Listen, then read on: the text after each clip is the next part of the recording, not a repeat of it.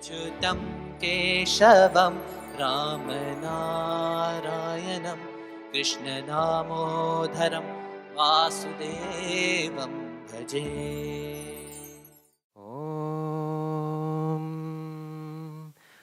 Ajnana Timirandasya Ghananjana Shalakaya Chakshurunmelitam Yena Tasmei Shri Gurave Namaha. So, Jai Gurudev. As we all know, it's Bhagavatam time in the morning, and it's beautiful to sit here and listen to the devotional outpouring from everybody else who comes and speaks about the Bhagavatam and the Bhagavad Gita. There's been some beautiful stories from the heart. And as devotees, this is very important for us, because the more we can engross ourselves in the divine leelas that the Lord plays with each one of us, not just what we read in the scriptures, but on a daily basis, the more meaning this has for us in our everyday lives.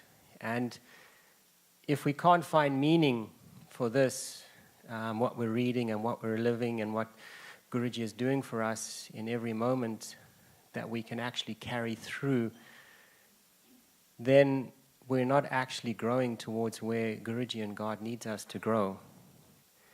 So today we're going to read from Canto 2, Chapter 3, verse 23. Jīvañ chavo bhāgavatāṅghri-reṇuṁ jātu martyo bhilabheta yastu śrī-viṣṇu-padyā manujas tulasyāḥ śvasañ chavo yastu na veda gandham. And the translation of this verse is very beautiful, because it says, the person who has not at any time received the dust of the feet of the Lord's pure devotee upon his head is certainly a dead body. And the person who has never experienced the aroma of the tulasī leaves from the lotus feet of the Lord is also a dead body, although breathing. And this verse has great significance for us, because the chapter 3 of Canto 2 of the Bhagavatam, it has a beautiful title, which is Pure Devotional Service and the Change in the Heart. And this is the point I want to start today because of the relevance it has for us, the pure devotional service and the change in the heart.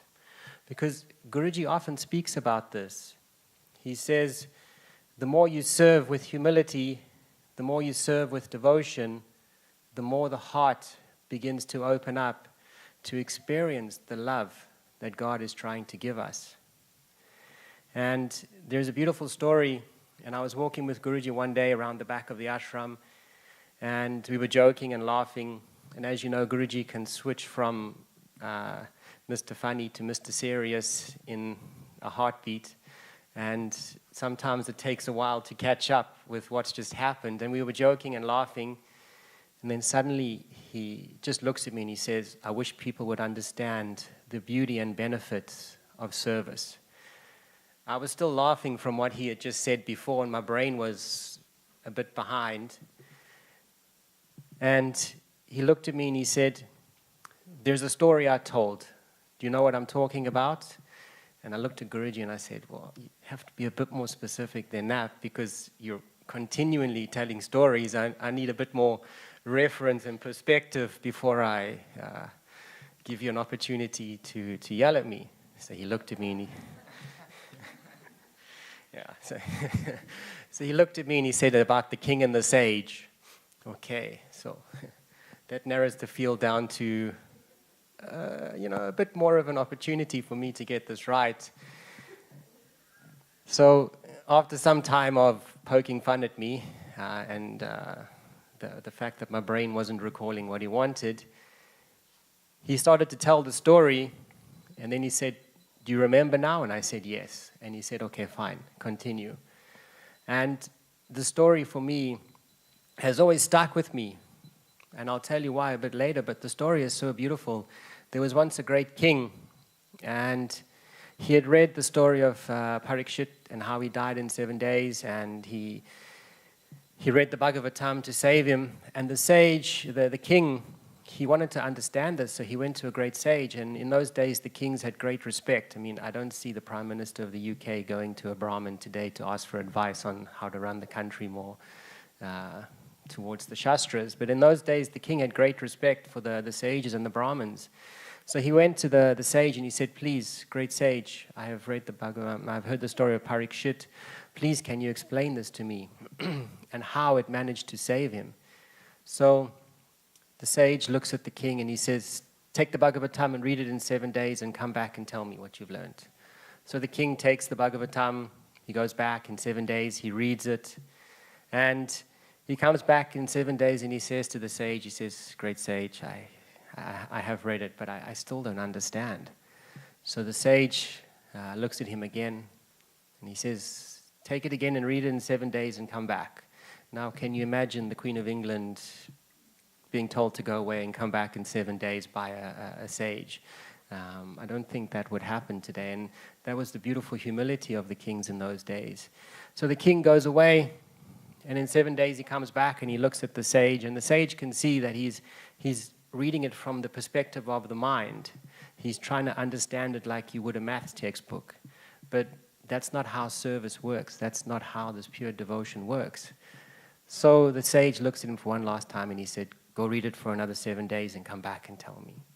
So after 7 days, just like us, we walk up to Guruji and we say, look, I know you're trying to teach me something, but it's just not catching on in my head. Please, you have to explain a bit more to me so that I can try and understand what you're trying to do with me. And so the king asked the sage, please explain some more. And the sage says to him, okay, fine. You see this bucket over here? Please take it, fill it with water at the river, and come back and water my plants. So the king, okay, we've gone from reading the Bhagavatam to carrying a bucket to the river. This doesn't really befit a king, but if the Brahmin sage has asked me to do this, so shall it be.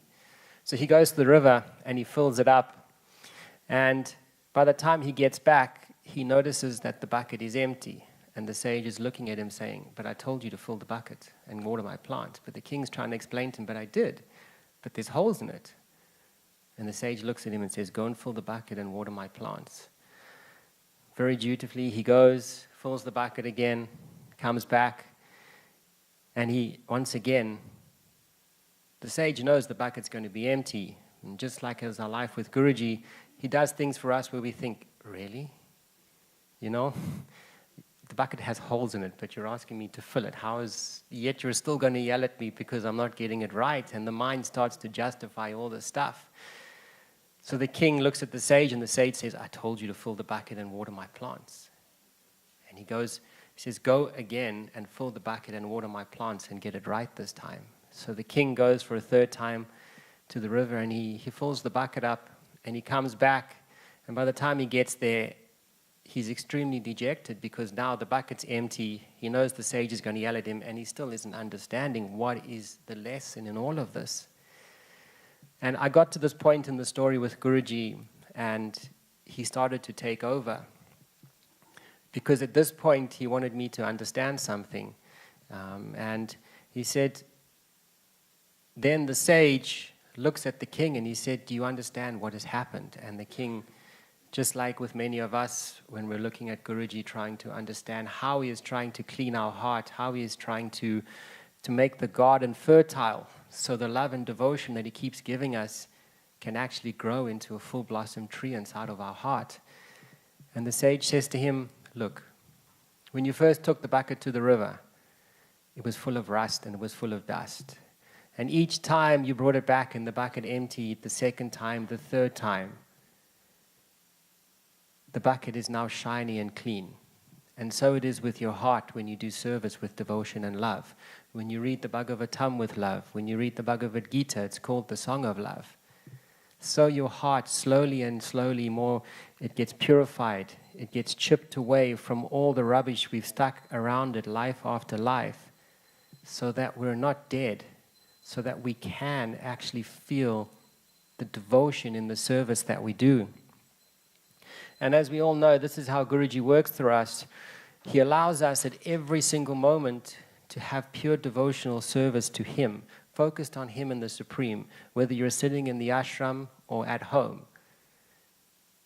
As devotees, He asks you just to think of Him for 5 minutes each day even. Remember Him. And when you do it with devotional service, the love inside of your heart that He spoke about last night in the satsang, He said, if you think about love, do you feel it? And as we do the service and as we grow, this allows the prem that He always talks about to manifest inside of us. And it's through His grace and it's through His love for us that we are allowed to have this experience. And in chapter 2 of the Bhagavad Gita, Guruji talks about a pure devotee and a true Vaishnava, because a true Vaishnava has all of these qualities inside of him. He quotes a song from Narasimha Mehta and he says, Vaishnava janato tena kahiyeje, pida pariye janire. And Guruji says, in the song, Narasimha Mehta is saying, know the quality of a Vaishnava. The quality of a Vaishnava is to praise. A Vaishnava is completely different from a Saivite or a Shakta or the others, because everything for a Vaishnava is based on devotion and love. That's why Lord Krishna says, the servant of my devotee is my devotee. A true Vaishnava cares for everyone. A true Vaishnava has love for all human beings, irrespective of their caste, color, creed, or anything else. A true Vaishnava represents the Lord Himself and how the Lord loves. When one calls oneself a Vaishnava, one has to love all. There is no criticizing. And there's a beautiful story of a saint, Saint Nectaris of Ayagina. When I was reading his life story, he was extremely pious and humble and always serving with love and joy for God. And he saw the divine in everybody. And there's a beautiful story in his life where he was the dean of the seminary university in Athens. And that's pretty much like being the dean of Princeton, Oxford University, or Harvard University. And there was a great famine and poverty at that point in Greece. And if somebody lost their job, basically they were destitute and destined to die because they wouldn't be able to find work or feed their family. And the janitor of the school at that time, he fell terribly ill. And so Saint Nectaris took him over to the hospital, and the doctor said to Saint Nectaris, he said to him, look, he needs to be in bed for 6 months. But the janitor looked at Saint Nectaris and said, but if I'm here, I'm going to lose my job, and then I won't be able to feed my family or anything. And Saint Nectaris looked at him and said, don't worry, we will take care of this. So what happened was, over that 6-month period, Saint Nectaris was the only person who knew that the janitor was in bed sick for 6 months. But strangely enough, all of the work that the janitor had to do, scrubbing the toilets, cleaning the halls, and all of the stuff, taking out the garbage, every single day when the students came and the other teachers and faculty members came, so somehow the janitor's work was always done, and they never realized that the janitor was actually sick or missing. And after 6 months, when the doctor released the janitor from the hospital, he went back to try and ask Saint Nectaris to, he said, plead for his job again so he could feed his family. And when he got there, he was surprised to realize that nobody knew he was missing. And after further inspection, Saint Nectaris, he would go at the end of his day, after running the entire university and teaching, etc., he would go and clean the toilets for the janitor. He would go and sweep the floor and clean the floor and take out the garbage every single night. That's like the head of Oxford University going towards a janitor and doing his work for him just so the person wouldn't lose his job. That is the magnitude of the humility of Saint Nectaris. There was no task too big or too small for him. And how many times have we seen Guruji like this? Rishi Tulsidas was telling the story how Guruji cooked for him. We often see it when Guruji travels. He makes sure the devotees are nourished. Building up to the Just Love Festival, we come down and we find Guruji with the broom, scrubbing the pavement, trying to get rid of the weeds and make everything look nice. He is the perfect example of a pure devotee for us. And he shows this to us every single moment and every single time that we're able to have an experience with him. And if you know the story of Bhagavatam in the Bhagavatam, Canto 5, I would suggest you Google it or Wikipedia it, because it's a beautiful story. I'm not going to get into it. But he was considered a great sage at the stage of Paramahamsa in his life. And the king, whose pelican he was holding, the king asked him, "How have you got to such an elevated stage, great saint?" And to cut it short, the sage, Jadabharata, replied, quite a long verse, but the most important one was, he said, "Vina mahat padarajo bhishakam."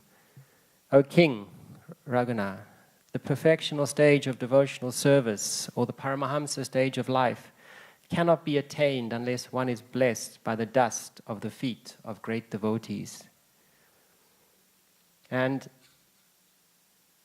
in the original verse, bhāgavatāṅghri-reṇuṁ, the dust of the feet of the pure devotees. And if we look at the mundane world in which we live, 7 billion people, etc., on the planet, etc., how much privilege and grace do we have to be sitting with a perfect devotee in the form of Guruji? You know, in chapter 7, verse 3 of the Bhagavad Gita, it's the one that we always love to show just how lucky we are, when it says, "Manusyanam sahasreshu kaschit yatiti siddhaye, yatatam api siddhanam kaschim mam veti tatvataha." Among thousands of men, perhaps one strives for perfection. And among those who strive for perfection, only one may know me. And among those who know me, one alone perhaps knows me in reality. And I guarantee you, pretty much all of us sitting here would say that we're trying to strive for perfection. Maybe some of us would say, due to an experience or something we've seen, etc., that we can claim to know God. But the beauty of this verse for me is the last part, and it's, "Among those who know me, alone one perhaps knows me in reality." And this is the privilege and the grace that we have in this life, because this last part we are experiencing. We are with the one who alone knows Krishna, the Supreme Narayan, in reality. And that is Guruji. And every single day, as he is the Satguru, we get to take the dust off his lotus feet. And just that, taking the dust and offering pranams to Guruji, is enough to destroy anything that is surrounding our heart, that is stopping us from giving this love and devotional service to God. There's a beautiful bhajan that Guruji often sings to try and get us to realize the grace and beauty that we have in this life, the privilege that we have for sitting here, for sitting wherever we are and just thinking of Guruji for 5 minutes. Jeev jago, gora chanda bole, kota nidra jay maya, pisachire kole. Lord Gauranga is calling, "Wake up, sleeping souls, wake up, sleeping souls. How long will you sleep in the lap of the witch called Maya? Vajibo bolia eshe samsara bitare, bolia rohile tumhe avidyara bare." You have forgotten the way of devotional service and are lost in the world of birth and death. Tomire lohite ami hoino avatara, ami bina bantu arake ache tomare. I have descended just to save you. Other than myself, you have no friend in this world. And this is the beauty of this time that we have with Guruji, because he is this for us. He has incarnated as the Guru, and other than him, we have no true friend in the world. As the Satguru, in each moment, we can take the dust from his beautiful lotus feet, as he is, the pure devotee, as Krishna says. And through his grace, we become purer and purer, allowing our devotional service and our relationship with him and the divine to get stronger and stronger. We are so lucky in this life because we have the Lord with us. We have the Lord as the Satguru, and we have the Lord who is the perfect devotee. Through His mercy, He has incarnated as everything for us, so that we may get the maximum impact in our lives and in everything that we do, simply by offering pranamas at His feet once, sincerely with love and devotion. So, I just want to end with something that Guruji says in chapter 2 of the Bhagavad Gita. He says, your life is not only for yourself. Your life has been given to you to spread the love of God. To do that, you have to feel the love for God inside of you. You have to manifest this love from deep within your heart. With compassion. You are all full of compassion. Then we can truly represent and resonate Guruji in everything we do with pure devotion and love. And true service in His name can flow through us no matter what we do in the world. So, Jai Gurudev.